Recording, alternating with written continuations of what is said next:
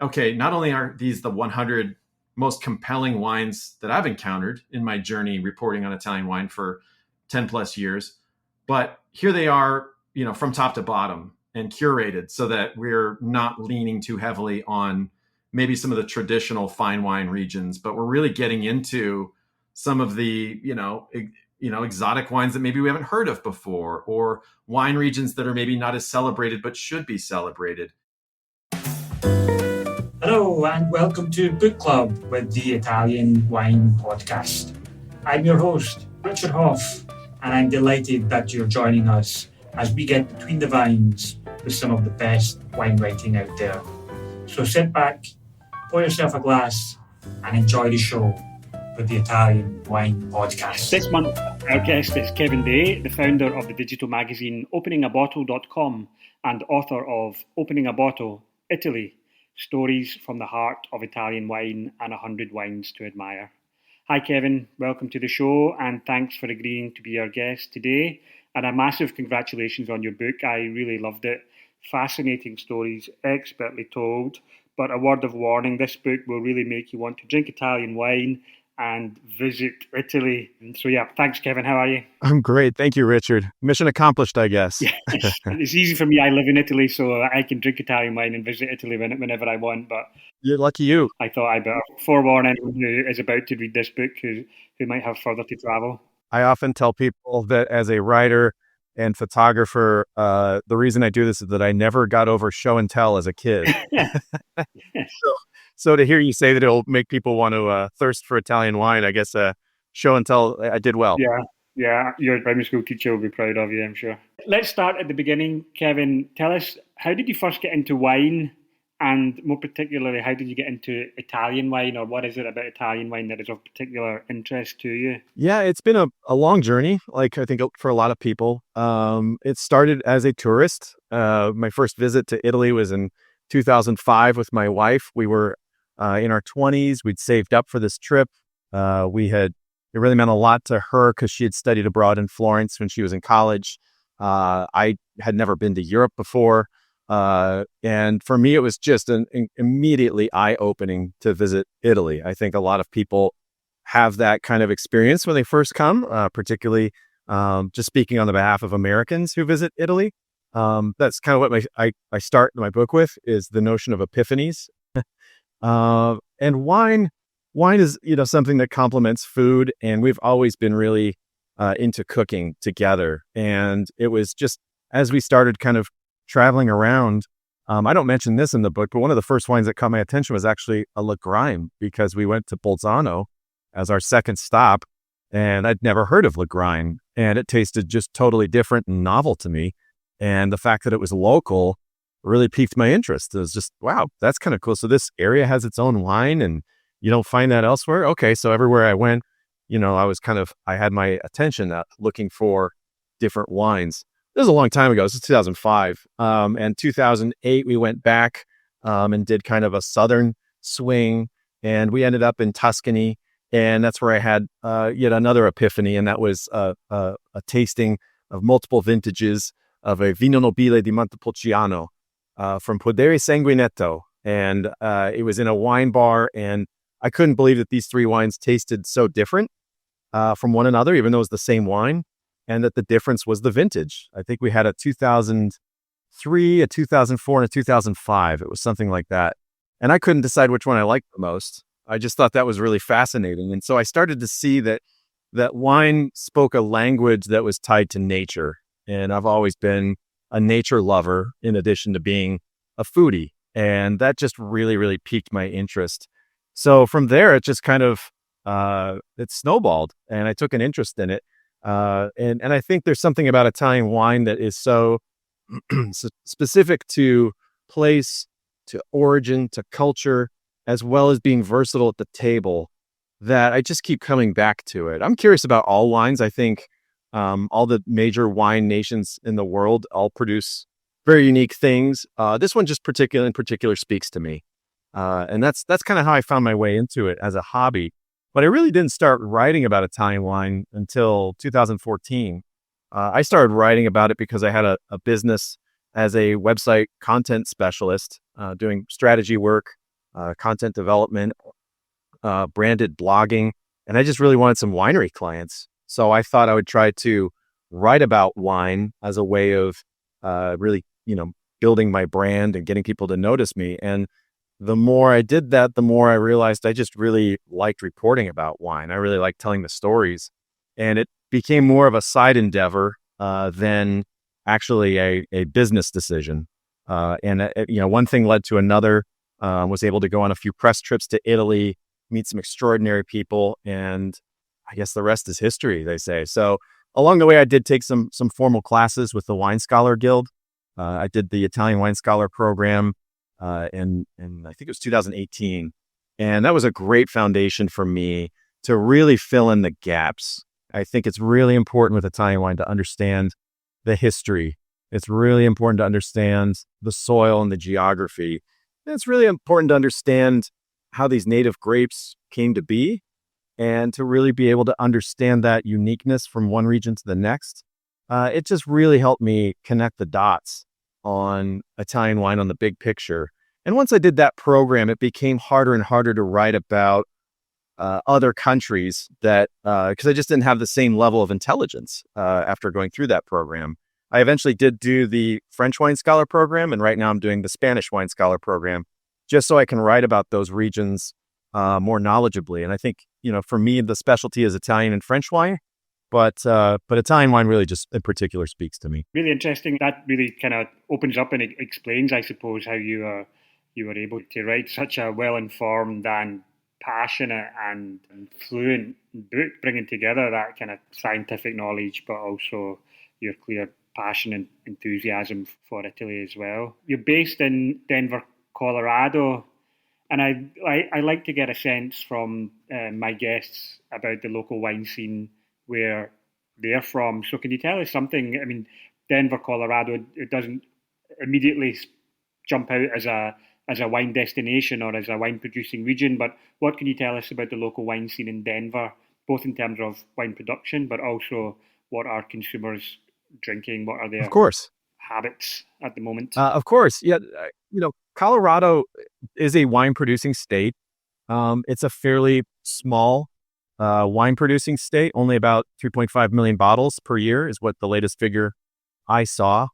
It's mostly concentrated. The grape growing is mostly concentrated kind of in the very far western edge of the state, where close to Utah. So, for an international audience, if you're thinking of, Monument Valley, Arches National Park, that landscape, okay. It more probably closely resembles that than it does Aspen or Vail or the mountains that you think of when you think of Colorado. There is a wine AVA called the West Elks, which is surrounded by beautiful snow-capped mountains. And the production kind of overlaps with orchards. Colorado has an incredible peach industry. And really some of the finest peaches you can get in America come from Colorado and from this same growing area. And the focus is mostly on Bordeaux varieties. They still kind of lead the way in terms of volume, but there's some interesting white wines that are being made in Colorado, particularly white blends. I've had a nice white blend recently from a winery called Storm Cellars, which was called All the Flowers, which I thought was a very appropriate name for their wine. But Colorado wine production is still very small. It's still emerging. And the wine scene, I would say, is fairly separate from that. Not in the fact that people still really like supporting local wines, but there's just not enough local wines to quench our thirst, if that makes sense. A lot of times what you see on wine menus around Denver and Boulder and this areas, you find a lot of Italian wines. And I think for a long time now, we've had great leadership locally with restaurateurs, sommeliers, importers, and distributors who have deep, deep connections in Italian wine. And they've been able to, showcase that here and bring great Italian wines to Colorado. I have to caveat that, right now it's a very tumultuous time with tariffs and with the trade war, which probably don't want to even get into right now, but that is certainly on everybody's mind. But I was talking with a producer a few years ago, just before the pandemic, actually. And And he said that Colorado for him was his number 3 market in America, Wow. behind New York and California. And for him, the reason why it was such a great market was because if you get into Colorado, you not only get into one of the fastest growing cities, Denver, you get into Boulder, which is a very well-to-do, wealthy city with a university, with a lot of tech companies based there. And then you get into the ski areas and the resorts up there, Vail and Aspen, Telluride, Crested Butte. And at those destinations, when people are on vacation, they buy wines by the case. And so it's just really good for sales to be in the Colorado market, to tie all these things together. So I think Italian winemakers have actually cracked the code that Colorado is one of the top markets for wine in America. And hopefully it'll continue to be that way. I know right now it's tricky. I think it's, difficult to kind of navigate with tariffs. But the curiosity from American buyers, the curiosity from Coloradans who go out to eat, that's still going to be very high. And I think, as we get through this time period, Colorado is going to remain, it's going to continue to have a very vital wine scene. So it's interesting to be here and to, because it's not what people think. They don't think of Denver as being a wine place. And I totally understand that. They think of beer. Candidly, they think of marijuana. We were, the first state to legalize marijuana for medicinal purposes as well as recreational purposes. So there's some other industries here that maybe take center stage for people's attention, but it's a very vital wine scene. I've been surprised at times that I sometimes see better wines on my menus here than I might in Venice, for instance. So it's interesting. We're very blessed here, I would say. That's very interesting, and I'm sure if there are any Italian wine producers who are listening and who aren't already active in Colorado, then they should certainly take a deep dive into that market, because it sounds fascinating. Oh, I was just going to note too that we also have had the Slow Wine U.S. tour has made Denver a priority stop for a few years, which has brought Italian producers here to Colorado in the springtime. So yeah, it's a good market to keep an eye on if you're an Italian winery looking for what might be an interesting way into the U.S. market or a way to bolster your U.S. market. Certainly it's, and the other thing too is that, in the wine trade here, we all know each other. I know importers and distributors. I know a lot of the sommeliers. We all look to support each other. Tell us a bit then about openingabottle.com. When did you launch that website? What is the philosophy behind it? Can you tell us a bit about your contributors and your audience, and also about subscribing? What are the benefits for subscribers? Sure. It's a publication that I started as a blog in 2014. So just past my 10-year mark last year, which actually that anniversary prompted me to think about doing a book to commemorate the moment. But yeah, so it's been around for 11 years. Initially, like I was noting in the beginning, I was trying to get the wine industry's attention for content development work. And I think around 2016, I started feeling the limitations of being a blogger, so to speak, because I was taking it a lot more, I was really looking at story development. I was really looking at kind of the way that we use words to describe wine. I've been kind of restless about that. I didn't want to follow through with maybe the standard language for describing a wine, medium plus acidity, medium tannin. To me, I didn't want anything that felt that dry. I wanted to be as engaging as possible. And so I really started seeing myself a little bit more as a reporter. I think once I got to go travel and visit wineries and take photos and have these unique images complementing my stories, I felt a little bit more journalistic. I didn't go to journalism school, but I did grow up with a father who was a TV reporter. So my dad was a journalist for 40 plus years and was on the local news here in Denver. And he was always my number one critique person for photography. He bought me my first camera when I graduated from high school, and I'd always take pictures and bring them to him. And with his journalist eye, he would say, yeah, okay, but what's the story behind this photo? And for me, wine was where I really was able to not only tell a story and really do some writing that felt like it called to me, but I could also do the photography and do the photojournalism that complemented that. So I've always tried to make opening a bottle aesthetically enjoyable and easy to navigate. I've always wanted to prioritize larger photos. In some cases, that's hurt me from a search engine standpoint. The site doesn't load nearly as lightning quick as other Yeah. websites just because I have, photo assets on there. So, but at the same time, those who find the website and they explore it and they go through my guides and they go through my stories and they go through the wine reviews, they find it to be, just as visually interesting too, which is important to me. Yeah. The philosophy behind the site has really coalesced around two things. The name really refers to how wine is just something that we share. It's, even though we talk about, the awkwardness of 750 milliliters and, glass and moving to cans and everything, part of the beauty of a bottle is that it is meant to be shared. Yeah. It's meant to be poured around a table. And in that spirit, I've always wanted to kind of preserve that in my writing, that we're really sharing what's special in the glass, what's special behind the wine. And then secondly, I try to write for two audiences. One audience would be beginners who have an open mind and curiosity. And then the other audience are people who I call wine obsessives. It's another way of saying connoisseurs. It's another way of saying geeks, but really people who take wine seriously. I always try to write my wine profiles with those two audiences in mind. I need to be able to say, okay, this Chianti Classico Riserva that I'm reviewing, it was really special. The reason it was special, okay, I need to tell a beginner that reason why it was special. And then I need to tell people who really follow Chianti Classico why they should seek this wine out as well. And to me, that's the litmus test on whether I cover a wine or not, is whether I can do that adequately. I think that's what really makes special wines kind of stand out a little bit, is that they have those reasons to go find them and seek them out and pull the cork. So a lot of the content's really centered on that. The content has, there's a few quite a few articles that are free. Those are wine education focused. So I will do an appellation guide, for instance. I'm working on one right now for they're called First Taste Guides. I'm working on a first taste guide for Barbaresco. That'll be the next one. I'll do another one on Chianti Rufina.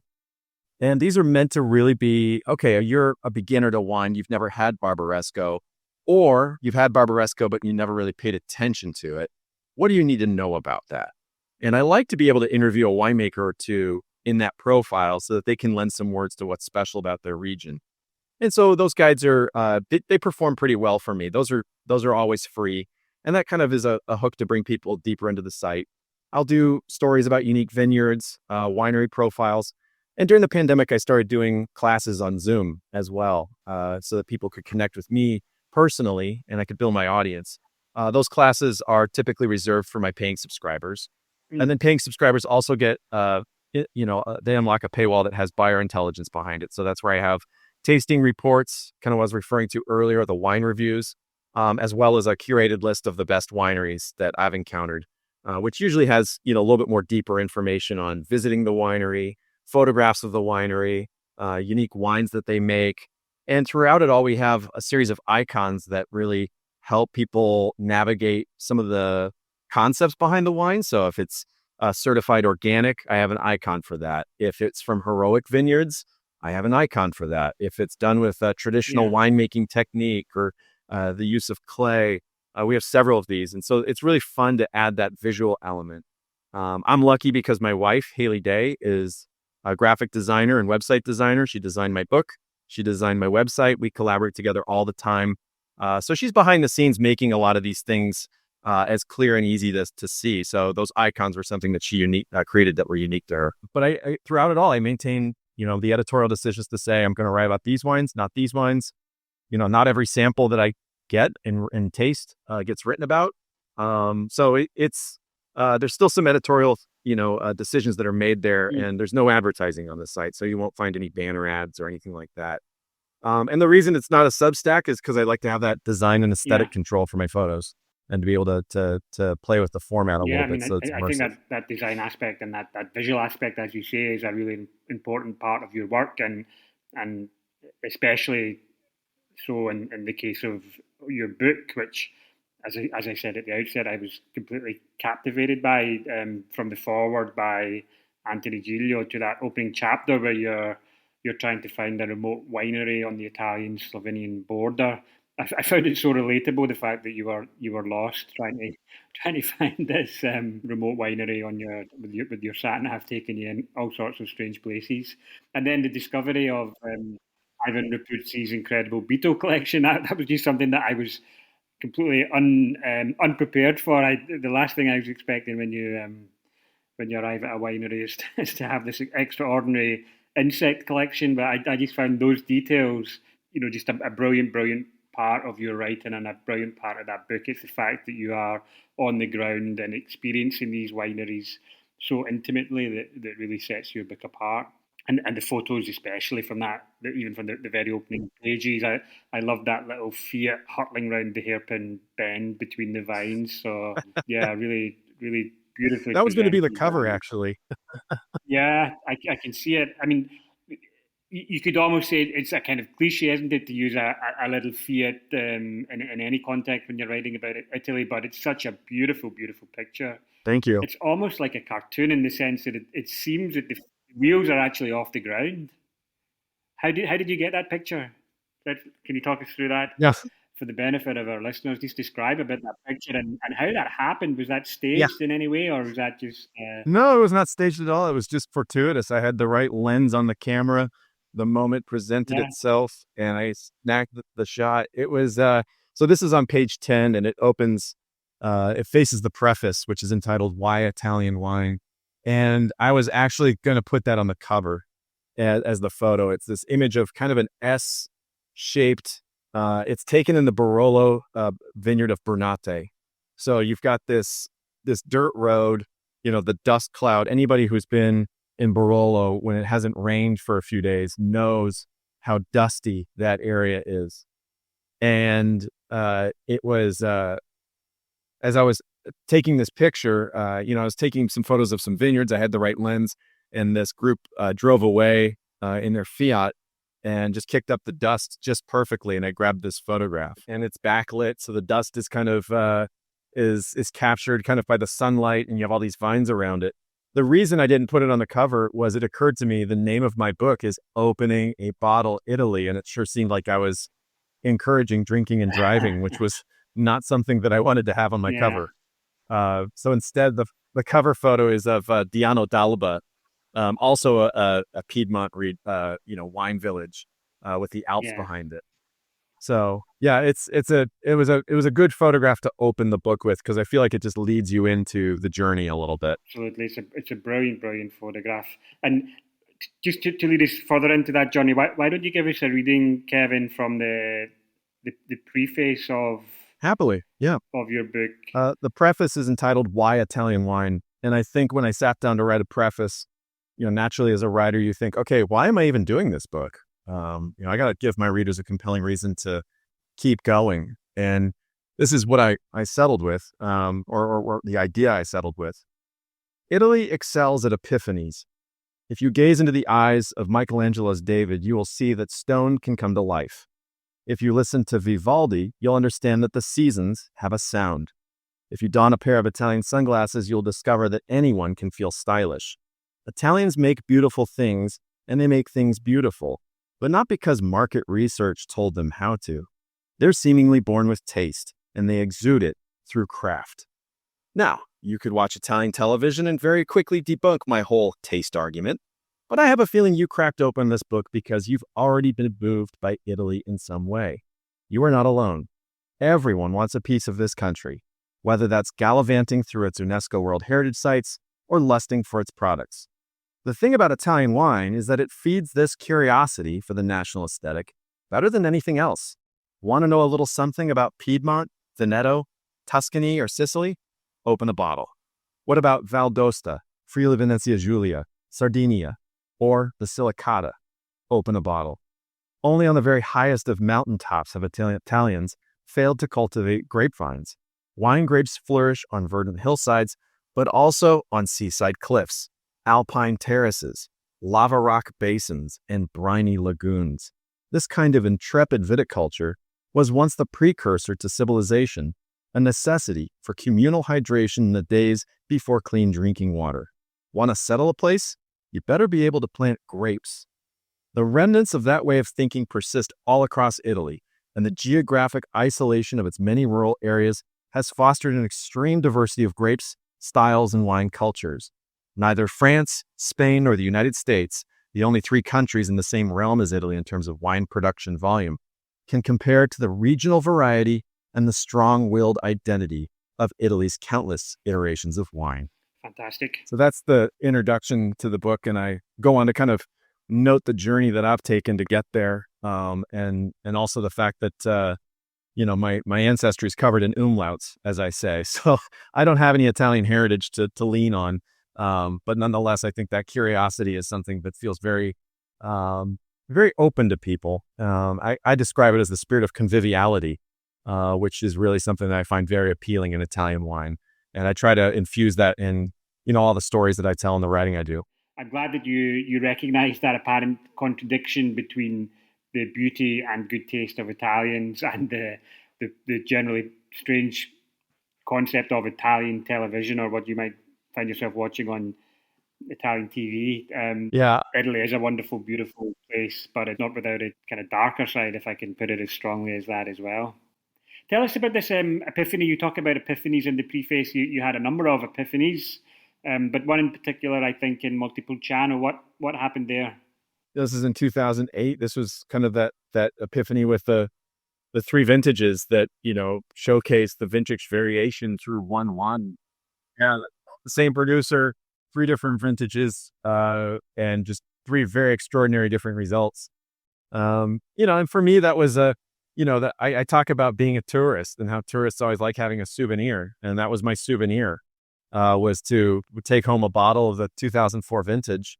And we sat on that wine until we had our first child. And then once my wife was ready to have alcohol again, that's when we opened it. So it's those little special moments that I think, kind of bridge that gap a little bit. It's something that you describe in your book as conviviality. And I think, again, that's another important aspect of the stories that you're telling, the conviviality of sharing a bottle of wine. Yeah. I mean, conviviality means, friendly, lively, friendliness, but it always feels like it's deeper than that. It's authentic. It's a spirit of authenticity and a way of life. And it really does feel when you go into an enoteca and everybody's gathered around tables, and, enjoying their wines, their small bites, the company of friends. It's something that civilization really needs right now. And we often lose it in modern life, is this sense of spirit of being around a table with friends and family and colleagues and sharing something. I think it's something that I particularly see, that's a little bit more challenging in American life, where we're so bound to our schedules and driving cars, and, parking in parking lots to get to restaurants and things along those lines. It's always been nice to see people just walking down to their local bar, their local enoteca, enjoying a glass. Another friend shows up, pull up another chair. There's no open table system that won't allow you to do that or something. And that's a reservation system that, people have to adapt to. It's just people just casually getting together, gathering, having good conversation. That's the spirit of conviviality that I think extends not just to wine bars and how wine is consumed, but how wine is made as well. The people who have hosted me have always been so open and friendly, willing to share their knowledge, willing to share their heritage, as well as just their little slice of the country with me, that really speaks in their wines. And once you encounter it, and I think for anybody who's visited Italy and visited a winery, even as a tourist, you feel it. It's something you take with you from then on. Absolutely. There is something almost unique, perhaps, about that Italian way of life that lends itself to that kind of conviviality. I've just moved to a village just outside Verona, and the village bar is the perfect example of that. If you just a very small, modest bar, but if you go there, say between 5 o'clock and 7 o'clock, and it's incredible. It's chaotic. It's noisy. It's young people. It's old people. It's workers. It's professors. It's all sorts. Just all coming together, for some drinking some wine, some having an aperitivo, some a beer or whatever. But it is just that sense of coming together with friends and neighbours for a few minutes or half an hour, before dinner time. So yeah, I completely get that. That Uh-huh. was something that really struck me about the as a key theme of your book. Another one is the richness and diversity of Italy's native grape varieties. Yeah. So I wanted to ask you just about your sense of that. How important is that diversity, Hmm. and what does it mean for the past, present, and future of Italian wine production? Yeah. To me, I think and this is something that really kind of hit home for me when I did my, formal training with the Wine Scholar Guild, was how, these native grape varieties mirror the historical isolation of a lot of regions within Italy.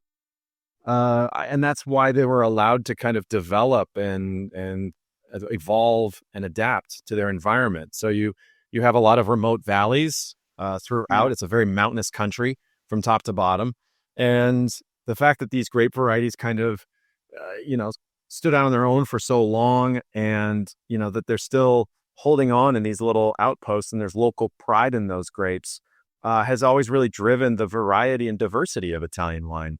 I'm thinking of Pecorino as an example in Abruzzo.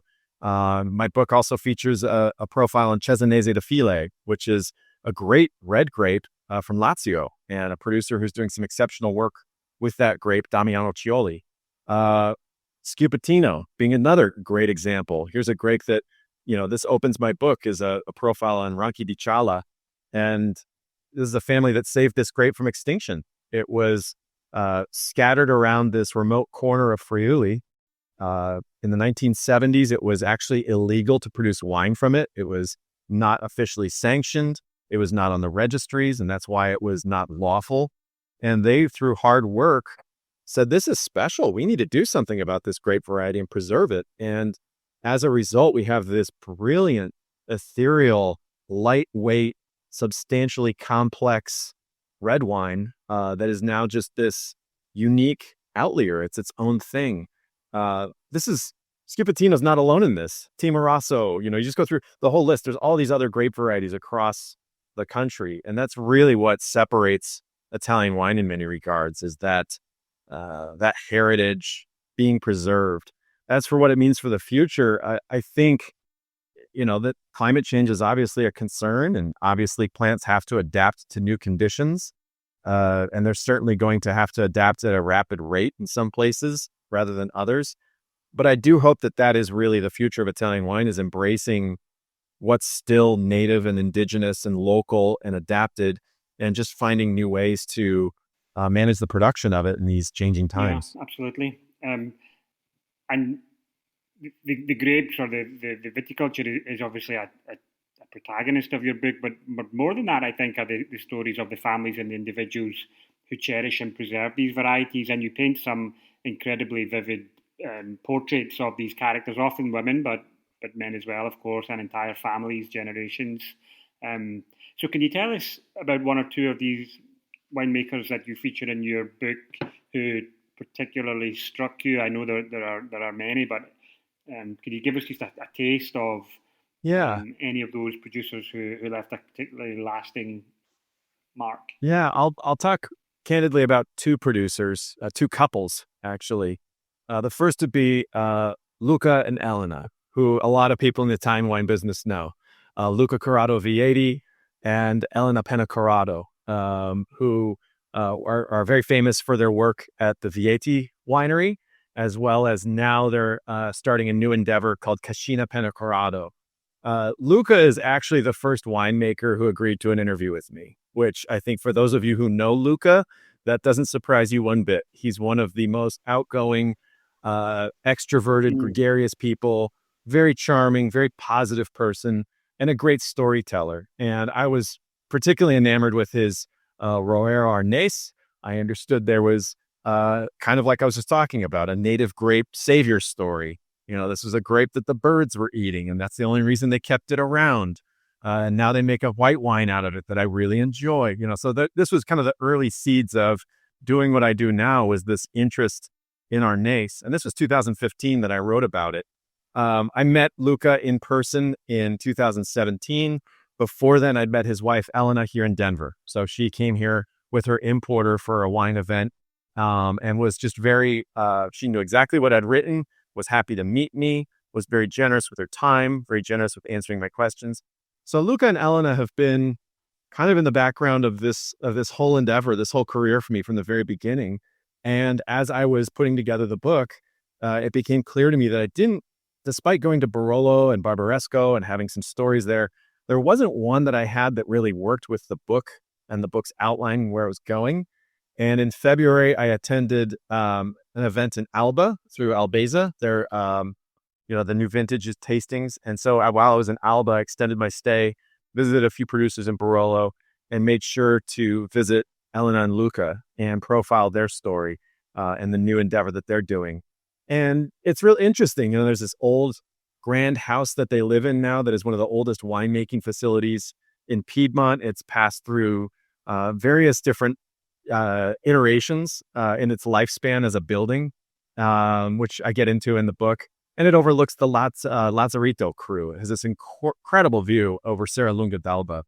And to learn what they're doing now in response to climate change, sourcing their Nebbiolo grapes from a particular vineyard that faces the cool winds of the Alps to help kind of counter some of the heat. Just some of those little details.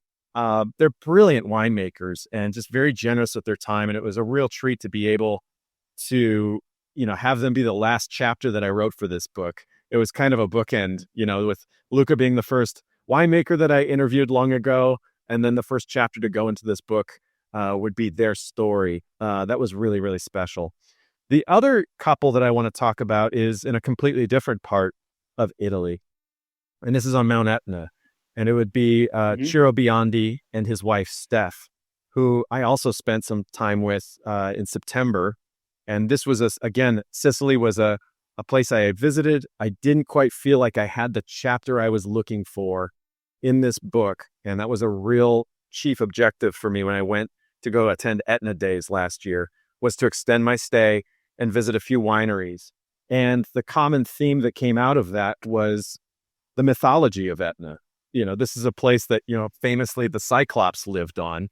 But when you see all these different lava flows and all these old vines, and this being Sicily, where you never quite know what you're going to find around the corner, there's always this kind of mysterious quality to the place.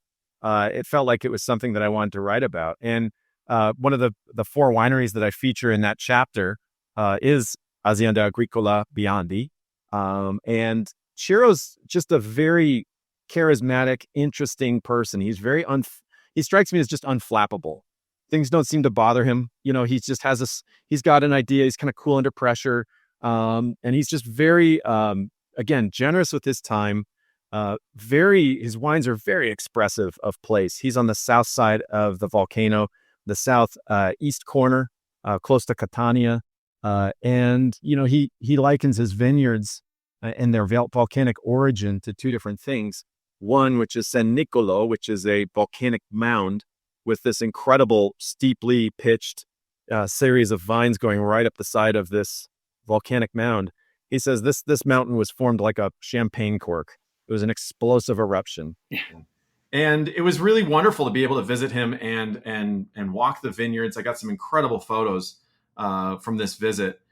And he's always followed by his two dogs, Lupa and Spotty, who are these bull mastiff dogs who are, right by his side each way. Two very lovable dogs. And he and Steph are very gracious hosts.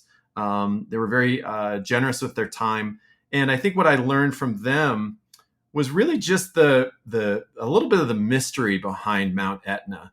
There's certainly a lot. The chapter is called The Mythology of Etna. Obviously, for those who know the story of the Cyclops, that takes place in the Odyssey on Mount Etna. That's the origin of it. Ciro told me an incredible story about how the Cyclops even came to be, which I get into in the chapter. I won't spoil it for those who don't know. But there's also so much to his vineyard that is like he's unearthing artifacts from 2,000 years ago. And, sometimes he looks at it and goes, is this a joke? Is this, what is this? Oh, someone comes by who's an archaeologist. Nope, that's really a Greek artifact that you found in your vineyard. And it just goes to show that Etna is so dynamic. And he really embodies that in so many ways. There's this looking forward to the future, making brilliant white wines that could be on the center stage of the world fine wine scene, and being able to adapt new techniques. And yet at the same time, it's a very ancient place where you have these things that are buried under lava and ash. And in many ways, to understand Etna is to also relinquish that desire to know everything, because nobody knows everything about Etna. The volcano will bury it. So there's just this notion of it that's really, really interesting. And I love that chapter. It's one of my favorite. Yeah, can you give us a reading from that chapter, Kevin? Would be happy to. Yeah, this is the opening of the chapter, the first page. So it's a little bit of a longer reading than the earlier one. Okay. The mythology of Etna. Picture a lone mountain by the Ionian Sea 8,000 years ago, with its broad shoulders spreading more than 500 square miles and a 12,000-foot high summit that is crowned with snow. It might seem like a picture of serenity, but on this day, it is a mountain concealing a subterranean secret. It is about to detonate. If anybody was on the mountain, they would have been a Neolithic passenger leaving behind zero record of their existence.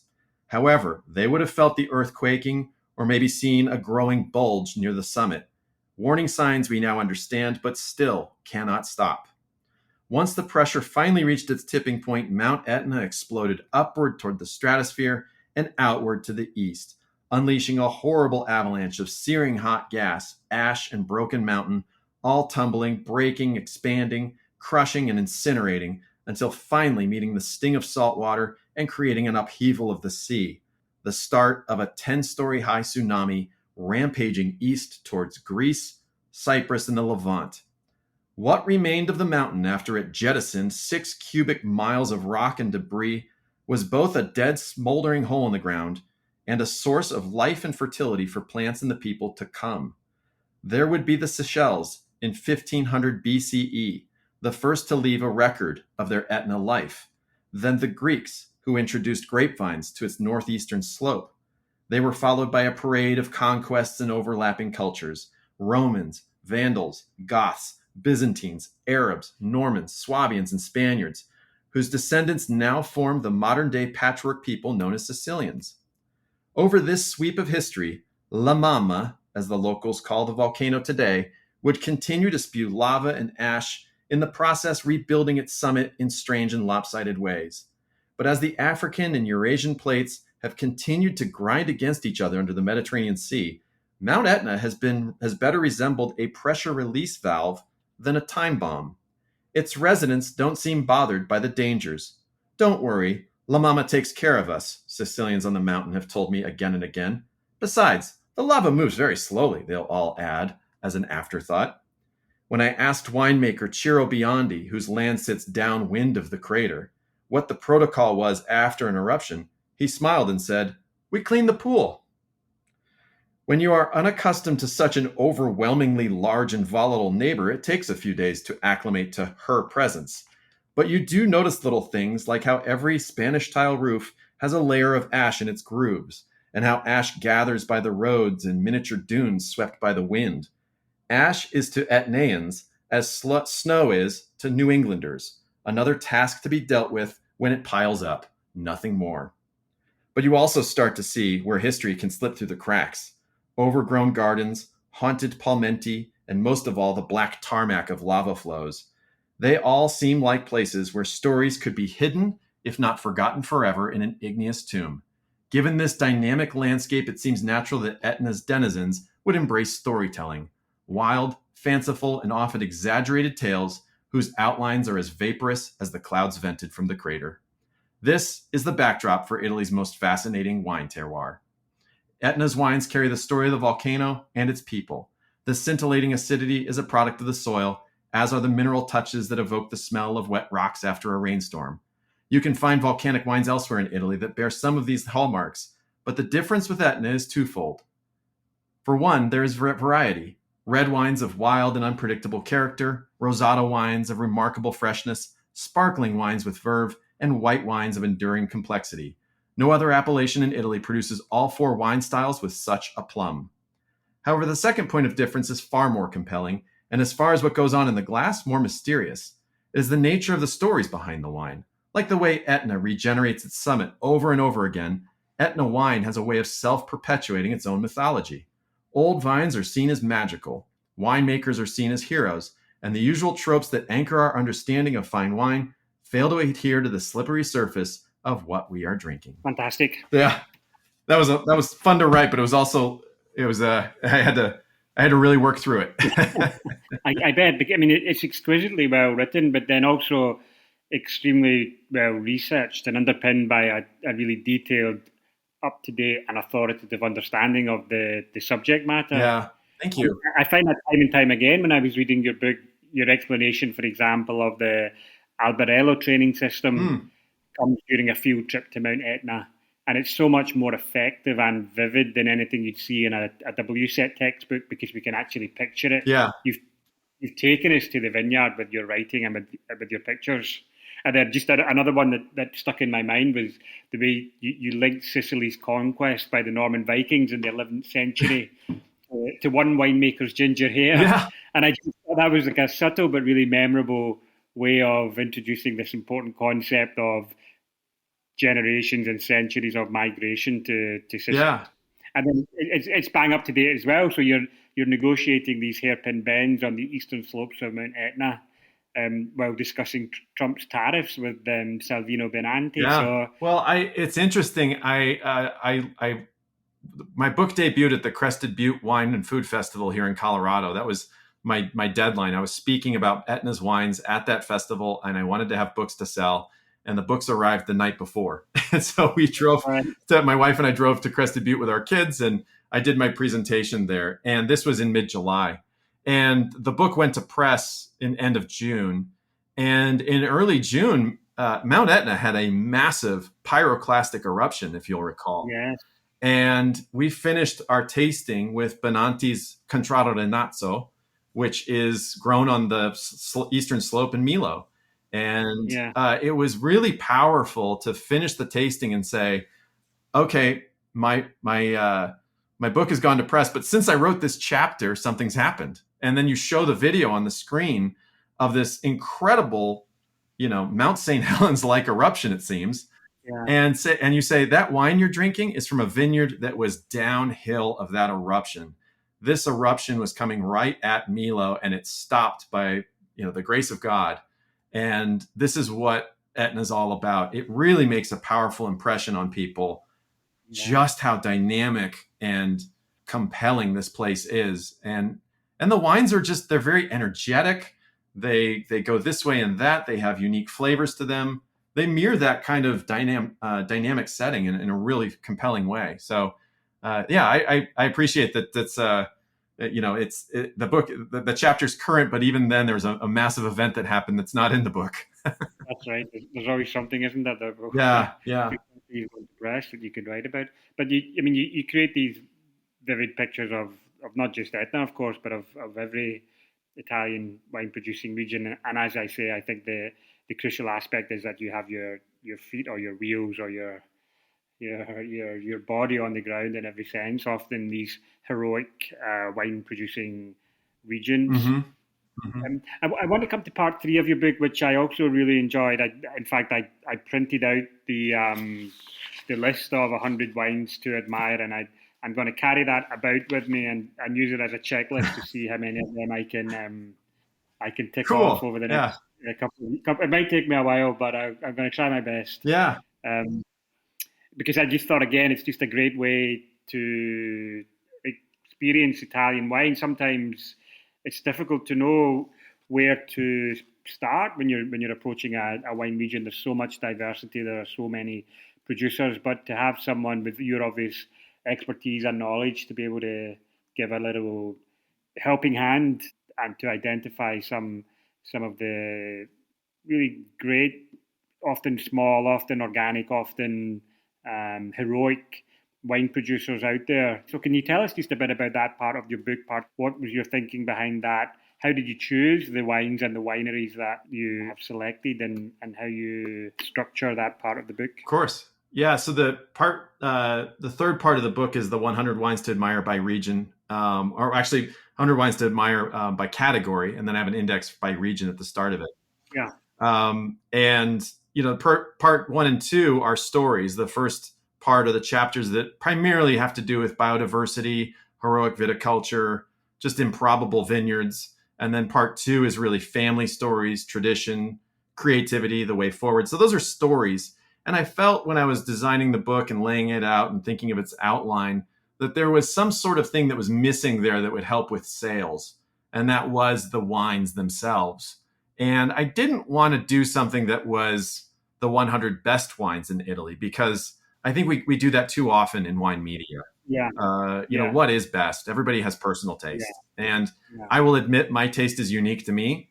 And I have, friends and colleagues who have different tastes than I do. Neither one of that's right or correct. So the notion of best is not something that I really wanted to dabble in. But to use the word compelling, I think is accurate. And I wanted to say, okay, not only are these the 100 most compelling wines that I've encountered in my journey reporting on Italian wine for 10 plus years, but here they are, from top to bottom and curated so that we're not leaning too heavily on maybe some of the traditional fine wine regions, but we're really getting into some of the, exotic wines that maybe we haven't heard of before, or wine regions that are maybe not as celebrated, but should be celebrated. So the other thing that I wanted to do, and maybe it's a gimmick, but I wanted to start this list in Sicily and go north. Every Italian wine book starts in the north and goes south. And there's no reason for that. I mean, traditionally, there's some very fantastic celebrated fine wine regions in the north. And certainly there's a concentration there, going from Piedmont, Veneto, Tuscany. But I think what has happened with Sicilian wine in the last 10, 15 years is monumental in terms of the quality improvement, the diversity, the sense of adventure. And I think they're just also really appropriate wines for the modern palate. They're not always heavily extracted and oaky. They're not always highly tannic.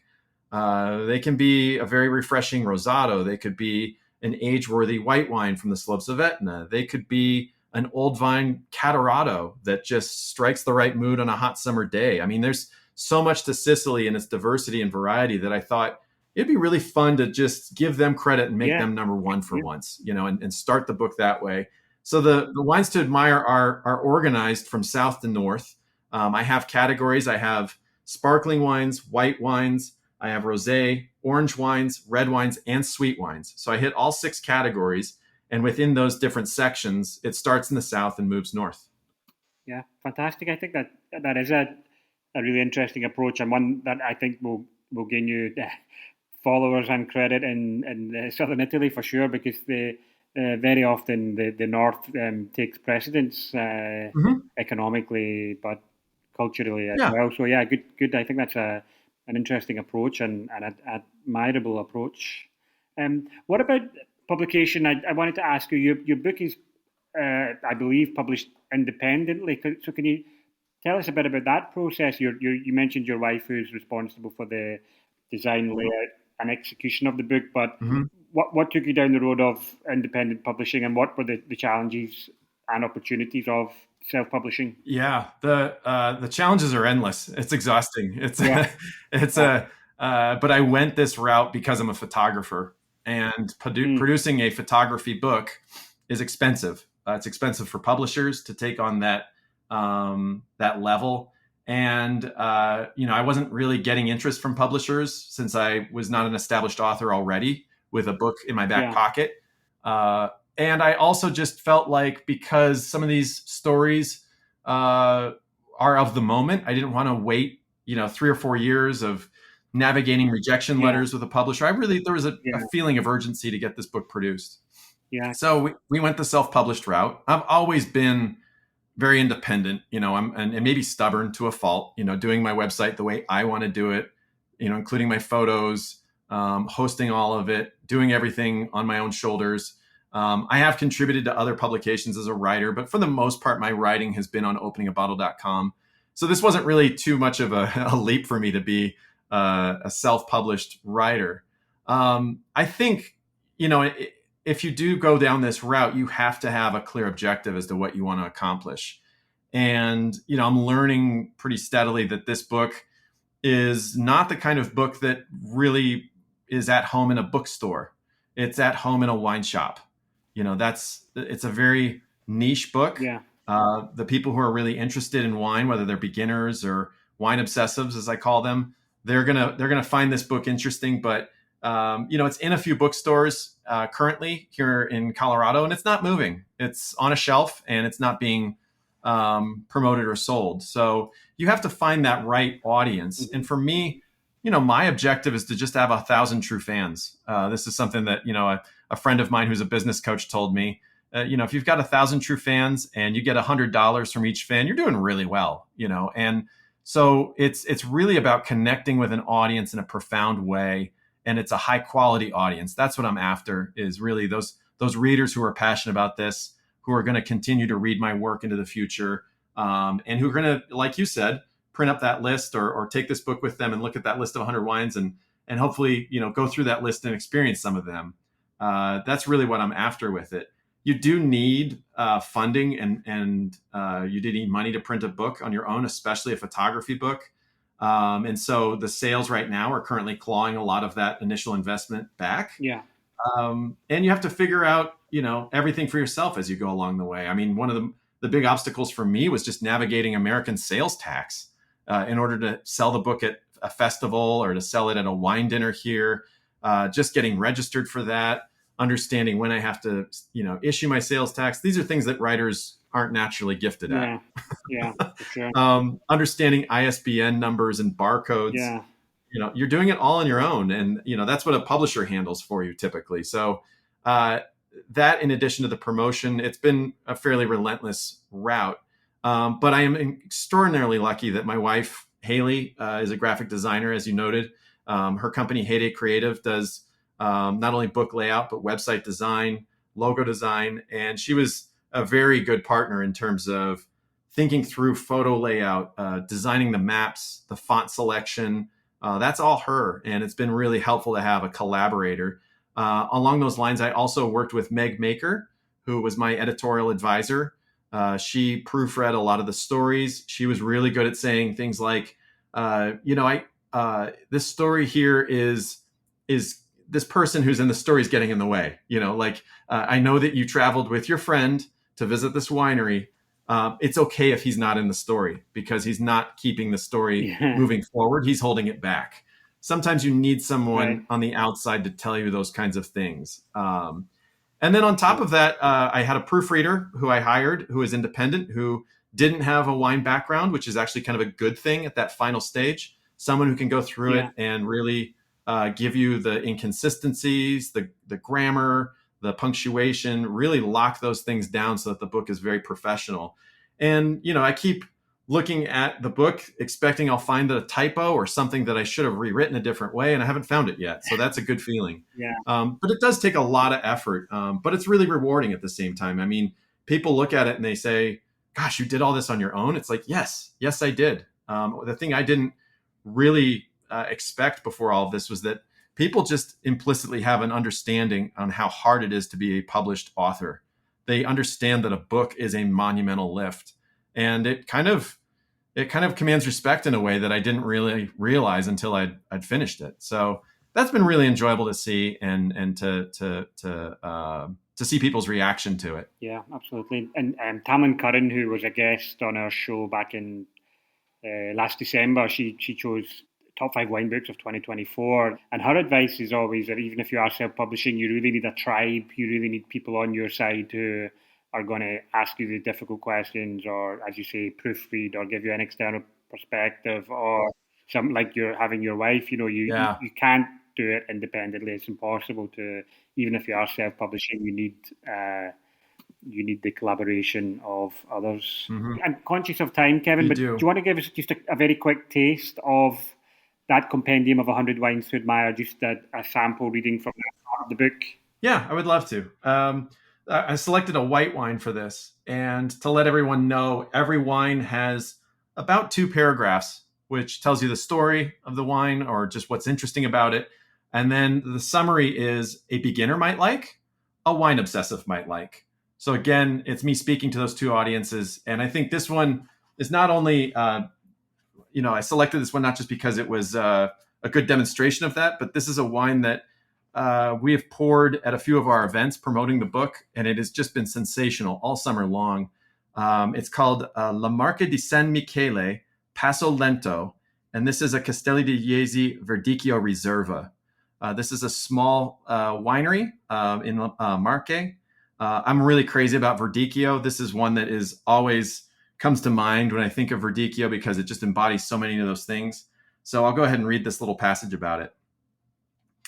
La Marca di San Michele, Passolento, Castelli di Jesi Verdicchio Riserva. When I started compiling the list of white wines for this book, Passolento was one of the first three that came to mind. Make of that what you will, but each time I've encountered this wine, I am blown away. It is the greatest Italian white wine that nobody knows about. Siblings Alessandro and Beatrice Banci straddle the line between light and serious, playful and poignant with every wine they make, a task that is far more difficult and noble than just aspiring for fine wine. If the feeling of a warm spring evening could be bottled, it would resemble Passolento.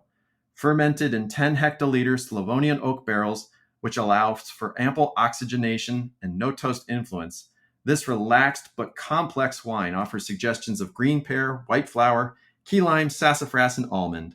As complex as those tones are, Passolento's creamy texture gives the wine a carefree feel. A beginner might like starting a love affair with Verdicchio. This bottle will do it, and it might last a lifetime. A wine obsessive might like the minerality. Verdicchio has no relation to Chardonnay, but in the right hands, it can yield a wine that strums the same chords as Chablis. Dig into the soil in and around Jesi, and you find the common denominator, an ancient seabed that likely accounts for the sensation of minerality found in both wines. So that's how I've done it with 99 other wines to read. So.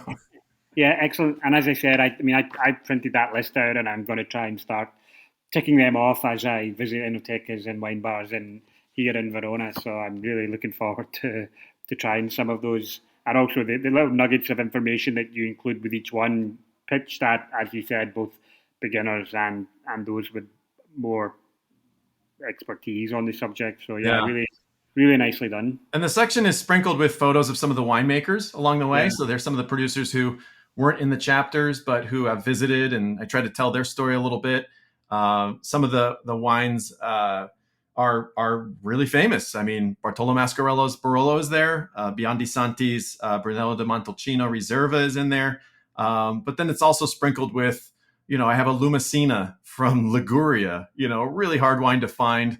It's a frizzante wine. It's just very different and fresh, but that's another wine this summer that we've poured at a few of our book launch events, and people just really respond to it. So It's about a mixture of all of those things to really give people a sense for just the complexity of this. I've told people, if you give me another 4 or 5 years, I could come up with another 100 wine list, no problem. If you give me another 10 years, I could do another 18 chapters featured on totally different wineries, no problem. Italy is just that layered. Absolutely. It just occurs to me, I read an article earlier today, and it was about an app that had just been released in London, and it tries to introduce a degree of gamification to wine tasting. And it just occurred to me that this list would make a fantastic app or game where you could, almost in a kind of competitive or gamified setting, try and work your way through.